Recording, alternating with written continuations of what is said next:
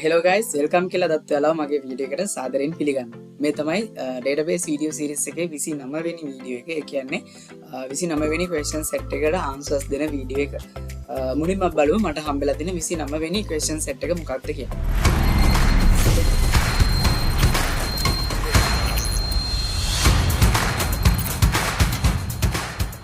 මේ තියෙන 29 වෙනි question set එක මේකත් කලින් වගේම 16 වෙනි question set එකටම සම්බන්ධ කරලා තියෙන question set එකක්. ඒ කියන්නේ 16 වෙනි එකේ මෙන්න මේ වගේ scenario එකකට අනුව database එකක් අපි create කරා exam mark db කියලා. ඒ database එකත් එක්ක තමයි 16 වෙනි question එකේ ඉඳන් 28 වෙනි question එකට වෙනකම් questions ටික හදලා තිබ්බේ. ඒතකොට මේ 29 වෙනි question set එක හදලා තියෙන්නේ exam mark db කියන database එකෙන්ම. 29 වෙනි question set එකේ questions පහක් තියෙනවා. ඔයාලට බලා ගන්න පුළුවන්. මම යනවා පළවෙනි question එකට. පළවෙනි එකේදී කියන්නේ find the all marks obtained by the student in all the subject in the first term to the integer. ඒ කියන්නේ හැම ස්ටුඩන්ට් කෙනෙක්ම හැම සබ්ජෙක්ට් එකකටම පළවෙනි ටර්ම් එකේදී ගත්තු මාක්ස් ටිකේ ඉන්ටිජර් වැලියු එක සර්ච් කරන්න කියලා තමයි පළවෙනි question එකේදී කියන්නේ. මේ දිනේ මම 29 පළවෙනි question එකට හදාගත්තු answer එක මේ query එක මම හදාගත්ත විදිහ ගැන කතා කරද්දී මුලින්ම select ඊට පස්සේ මෙතනදී මම use කළේ round කියන keyword එක. ඒ කියන්නේ මේක use කරන්න හේතුව තමයි අපි අගයක් වටේ යනවා නම් කියන්නේ round අගයක්. දැන් මෙතනදී මම round කියන එකත් එක්කම 0 කියන අගය දීලා දෙනවා. ඒතකොට මම මේක 1 කියලා වෙනස් කරලා මේක execute කරොත් පළවෙනි දශම ස්ථානයේ තමයි මේක වටේලා දෙන්නේ. ඒතකොට මේක 2 කියලා දුන්නොත් දෙවෙනි දශම ස්ථානයට ලකුණු ටික වටේනවා. ඔයාලට බලා ගන්න පුළුවන්. මම මේක 0 කියලා දුන්නාට පස්සේ මේකේ ඉන්ටිජර් වැලියු එක තමයි පෙන්වන්නේ. ඒතකොට මම මේකෙදි කරලා දෙන්නේ ස්ටුඩන්ට් එක්සෑම් මාක් රෙකෝඩ් එකේ මාක් එක ඉන්ටිජර් වැලියු එක විදිහට කන්වර්ට් කරා. ඊට පස්සේ මේකේ නේම් එක දුන්නා all marks කියලා. ඊට පස්සේ ස්ටුඩන්ට් එක්සෑම් මාක් රෙකෝඩ් එකෙන් තමයි මේ ඩීටේල්ස් ටික ගත්තේ. එතකොට මම මේකට ජොයින් කරගත්ත එක්සෑම් ටර්ම් එක මොකද කන්ඩිෂන් එක දෙන්න ඕනේ ෆස්ට් ටර්ම් එකේදී. ඒ කියන්නේ මේ ක්වෙස්චන් එකේදී කියනවානේ පළවෙනි ටර්ම් එකේදී කියලා. ඒ නිසා තමයි මෙතන මම කන්ඩිෂන් එක දීලා තියෙන්නේ ෆස්ට් ටර්ම් කියලා. එතකොට මේ පළවෙනි ටර්ම් එකේදී හැම ස්ටුඩන්ට් කෙනෙක්ම හැම සබ්ජෙක්ට් එකකටම ගත්තු මාක්ස් වල ඉන්ටිජර් වැලියු එක තමයි මෙතනින් මේ විදිහට පෙන්නන්නේ. ඊළඟට මම යනවා දෙවෙනි ක්වෙස්චන් එකට. දෙවෙනි ක්වෙස්චන් එකේදී කියන්නේ find the average 2 decimal places in the marks obtained by the students for the first term mathematics subject. ඒ කියන්නේ ස්ටුඩන්ට්ස් ලා පළවෙනි ටර්ම් එකේ mathematics subject එකට ගත්තු මාක්ස් ටික මාක්ස් වල average එක දශම ස්ථාන දෙකකට වට යන්න කියලා තමයි මේ question එකේදී කියලා තියෙන්නේ. මේ තියෙන දෙවෙනි question එකට මම හදාගත්තු answer එකට අදාළ query එක. මේ query එක මම හදාගත්තු විදිය ගැන කතා කරලා select ඊට පස්සේ round කියන keyword එක use කරා. round කියන keyword එකෙන් වෙන දේ මම පළවෙනි question එකේදී කතා කරා.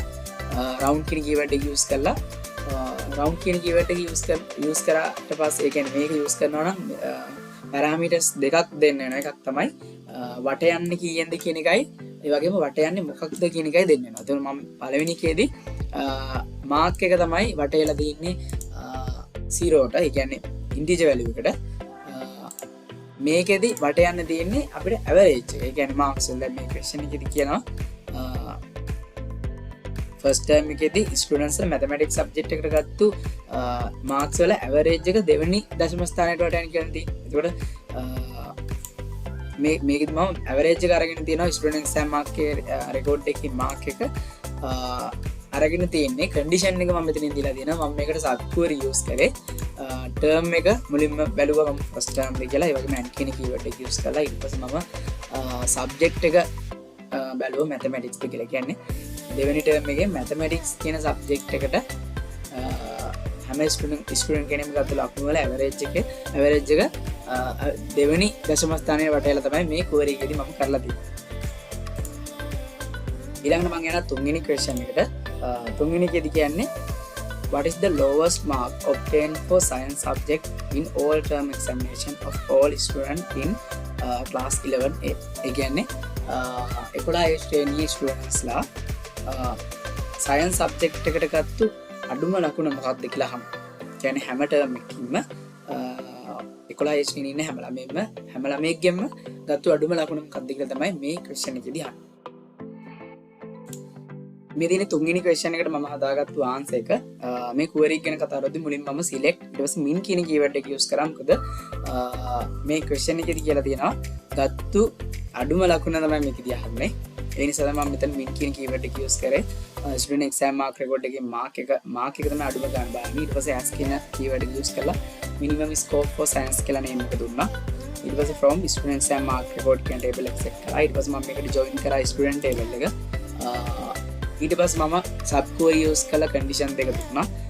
class එකේ condition එක දුන්නා class name එක 11 සහ subject එකේ condition එක දුන්නා මම subject name එක science කියලා.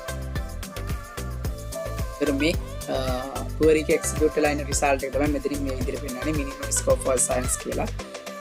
එතකොට මේ මෙතනින් එන්නේ 11 students ලා science subject එකට ගත්තු අඩුම ලකුණ තමයි මෙතනින් මේ විදිහට පෙන්නන්නේ. ඊළඟට මම යනවා හතරවෙනි question එකට. හතරවෙනි එකේදී කියන්නේ find the average of the marks obtained in Amanda Moses second term mathematics and science and Sinhala language and literature. ඒ කියන්නේ Amanda Moses කියන ස්ටුඩන්ට් second term එකේදී mathematics වලටයි science සහ Sinhala language තුනටම ගත්තු marks වල average එක තමයි මේ question එකේදී අහන්නේ. මේ දිනේ හතරවෙනි question එකට මම හදාගත්තු answer එක මේ query එක ගැන කතා කරද්දී මම select ඊට පස්සේ AVG කියන keyword එක තමයි use කරේ. මොකද average එක තමයි මෙතනින් ගන්න තියෙන්නේ. AVG කියන keyword එක use කරලා mark එකෙන් තමයි average එක ගන්න තියෙන්නේ. ඊට පස්සේ student exam mark record එකේ mark එක මම මෙතන set කරා. ඊට පස්සේ as කියන keyword එක use කරලා average mark කියලා name එක දුන්නා. ඊට පස්සේ from student exam mark record එක ඊට පස්සේ where කියන condition එක දීලා මම මේ query එක සම්පූර්ණයෙන්ම හැදුවේ sub query use කරලා. මුලින්ම පළවෙනි condition එක දුන්නා student ගේ first name එකයි last name එක. ඊට පස්සේ and කියන keyword එක use කරලා term table එක මේ විදියට sub query use කරලා set කරගෙන term එකේ condition එක දුන්නා term name එක second term එක. ඊට පස්සේ and කියන keyword එක use කරා. ඊට පස්සේ subject table එක set කරගෙන subject එකේ condition එක දුන්නා names තුනක් දෙන්න වෙනවා. ඒ කියන්නේ subject name තුන mathematics science Sinhala language and literature කියලා මම ඒක දුන්නේ. subject name in කියන keyword එක use කරා. ඊට පස්සේ brackets ඇතුලේ mathematics science Sinhala language and literature කියන තුනම දුන්නා. එතකොට මේ query එක execute කරාට පස්සේ එන result එක තමයි මෙතනින් පෙන්වන්නේ. ඒ කියන්නේ Amanda Moses කියන student second term එකේදී mathematics science Sinhala language and literature කියන subject තුනටම ගත්තු marks වල average එක තමයි මෙතනින් මේ විදිහට පෙන්නන්නේ. ඊළඟට මම යනවා පස්වෙනි question එකට. පස්වෙනි question එකේදී කියන්නේ find the average two decimal places in the marks obtained by the students in class 11A in the second term for all subjects. ඒ කියන්නේ 11 ශ්‍රේණියේ students ලා second term එකේදී හැම subject එකකටම ගත්තු marks වල average එක 2 decimal එක කියන්නේ දශම සංඛ්‍යා දෙකකට වට යන්නේ කියලා තමයි මේ question එකේදී කියන්නේ. මේ දිනේ මම පස්වෙනි question එකට හදාගත්තු answer එක query එක. මේ query එක ගැන පැහැදිලි කරොත් මුලින්ම මම select ඊට පස්සේ round කියන keyword එක use කරා.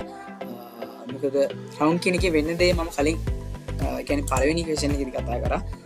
වට යද්දි round කියන එක තමයි use කරන්නේ. මෙතෙන්දි මම දෙක කියන ඉලක්කම තමයි දීලා දෙන්නේ. කියන්නේ දෙවනි දශම ස්ථානයට වට යන්න ඕන නිසා තමයි මම මෙතන දෙක කියලා දීලා තින්නේ. round කියන keyword එක use කරොත් parameters දෙකක් දෙන්න වෙන එකක් තමයි වට යන්නේ මොකක්ද? ඒ වගේම වට යන්නේ කීයෙන්ද කියන එක. ඊට පස්සේ average එක තමයි වට යන්න දෙන්නේ. කියන්නේ marks වල average එක AVG කියන keyword එක use කරලා student exam mark report එකේ mark එක ගත්තා.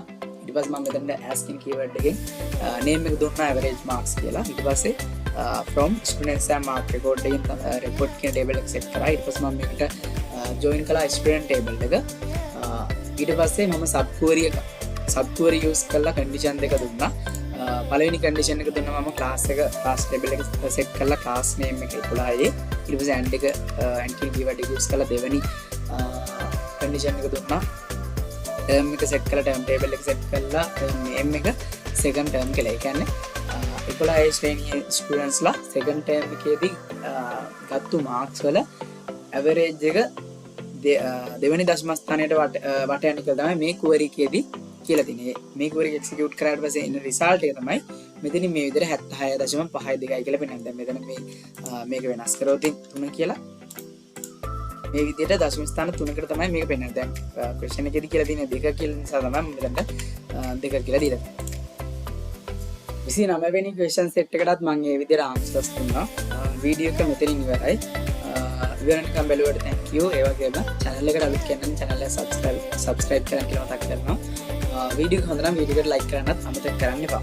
අලුත් දවසක අලුත් වීඩියෝ එකකින් කියන්නේ 30 වෙනි question set එක ගැන කතා කරන වීඩියෝ එකකින් හම්බෙමු. goodbye.